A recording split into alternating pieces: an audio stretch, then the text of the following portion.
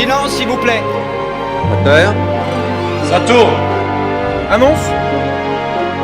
Action. Eh bien l'équipe, c'est parti pour une 57e prise. Eh oui, 57ème, mais bon, j'ai envie un peu de chipoter, encore une fois, tu sais, 17ème plutôt. Oui, mais 57, on sent de la sagesse de notre côté. C'est vrai. On sent de la vétusté. On sent Pas de... encore quand même, la vétusté. On sent de la sénilité. Oui, un petit peu. Mais non, alors justement, revenons aux choses vigoureuses, hein. Donc le concept de base, rappelons-le, celui des 5 mots, hein. Prononcé sur un plateau de tournage avant chaque prise. Et donc on commence avec Silence. ensuite, Moteur. après, Ça tourne. puis, Annonce. et enfin, Action. Et puis bien sûr, cette gradation donc du silence à l'annonce. Donc des sorties les plus tonitruantes jusqu'aux sorties les plus timorées. Absolument. On aura l'action qui viendra ensuite, notre film que l'on recommande chaudement, et puis il y aura la rubrique coupée pour clôturer tout ça. Les couper au montage. Alors voilà la semaine donc du 22 janvier 2020 et on commence tout de suite avec Silence. Scandale. Tu sais pourquoi Roger verrouille toujours la porte de son bureau?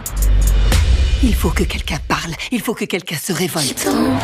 Gretchen Carlson, la présentatrice vedette de Fox News, a lâché une bombe aujourd'hui. Qu'est-ce qu'elle fait? Elle va détruire ma chaîne.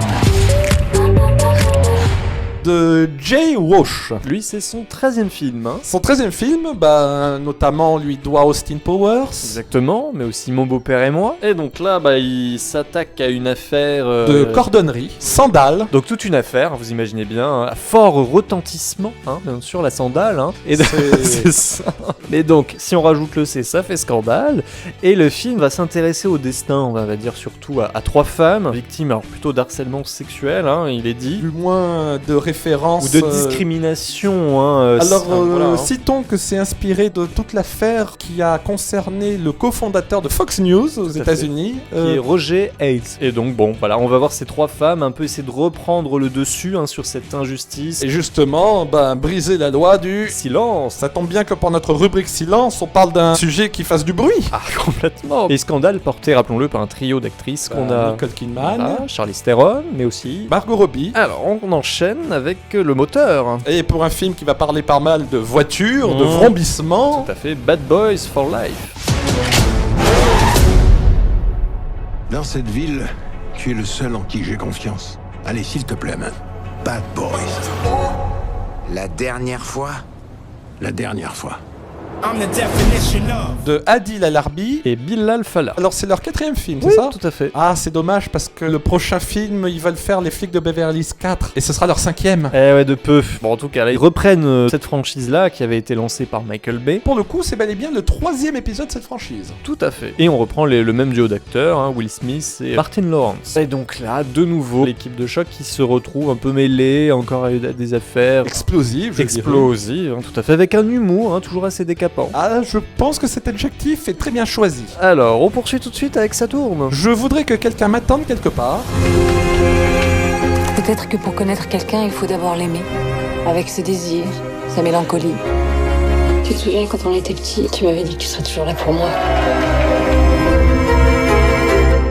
De Arnaud Viard. Alors on peut appeler le film tel que je viens de le faire, mais on pourrait aussi l'appeler Arnaud fait son 3e film. Et oui, parce que son 2e film, pour cause, s'appelait Arnaud fait son 2e film. Ah, ça c'est pas mal, ça. C'était pas mal. Et ça racontait justement l'histoire d'un réalisateur qui voulait à tout prix sortir son 2e film. C'est ça. Alors là, il s'attaque à un film un peu plus ambitieux, parce qu'il y a beaucoup de personnages. Là, c'est vraiment le film choral. Une famille, la grand-mère... qui fête ses 70 ans et qui donc va appeler ses 4 enfants. Donc c'est ça. 2 garçons et 2 filles. Et 2 filles, voilà, la parité bien sûr. Bien sûr, toujours. Dans le casting, nous avons une dénommée Alice. Taglioni, oui, tout à fait. Mais Jean-Paul Rouve aussi.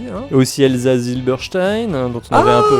Elsa Zilberstein, dont on avait parlé 2 fois la semaine dernière, dis donc. Quand même, Et Benjamin Laverne aussi, qu'on avait vu dans Mon Inconnu. Très bien, on poursuit avec Annonce. Le photographe.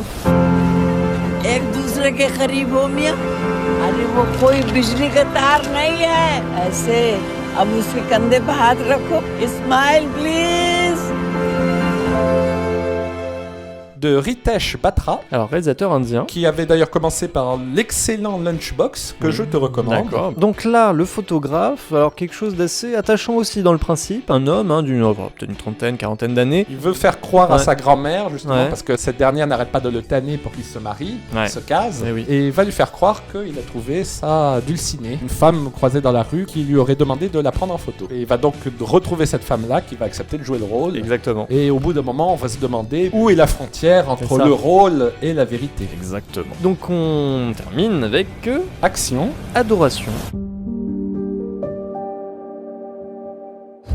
On est où? Je sais pas. Ils doivent nous chercher, ça c'est sûr. Tu m'aimes alors? De Fabrice Duwels, Son 6e film. 6e film. On lui doit d'ailleurs Calvaire, je crois que c'est son tout premier.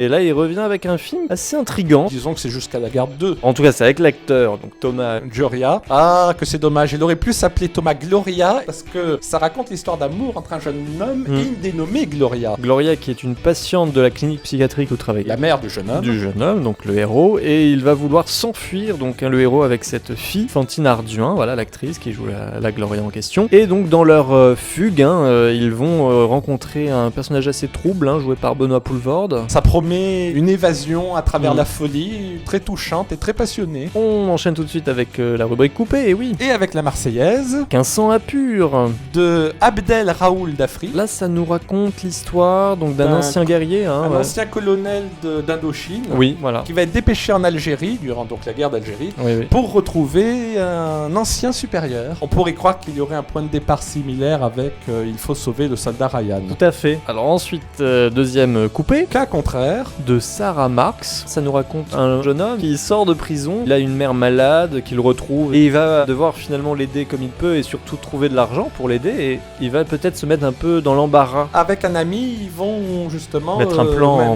en place, sauf que ça va un peu dérailler. Eh oui. Donc bon, à voir. Cas contraire, K, signalons la lettre K. Ah oui, Avec, la voilà. lettre K, oui, c'est un Ouais. cas contraire. Vraiment, ça c'est dit. Alors, on va récapituler un peu toutes les sorties de cette semaine. Alors, on commence avec Silence, Scandale, de Jay Roach, puis Moteur, Bad Boys for Life, de Adil Al-Arbi et Bilal Fallah. Ensuite, ça tourne, Je voudrais que quelqu'un m'attende quelque part. de Arnaud Villard, Ensuite, Annonce, le photographe, de Ritesh Batra, et enfin Action, Adoration. de Fabrice Duvelt. Non, vraiment encore une grande semaine, très éclectique, donc ruez-vous en salle. D'ailleurs, si on continue notre expérience d'associer à chaque semaine de l'année une carte à jouer, eh bien là, on serait au 4 de pique, il me semble. Ah d'accord. Normalement, quand on sera arrivé au roi de carreau, l'année sera finie. En tout cas, profitez bien encore une fois de tous ces films qu'on vous propose, et puis on vous dit à la semaine prochaine. Parce que tous les chemins mènent à Ciné Sérum. Coupé.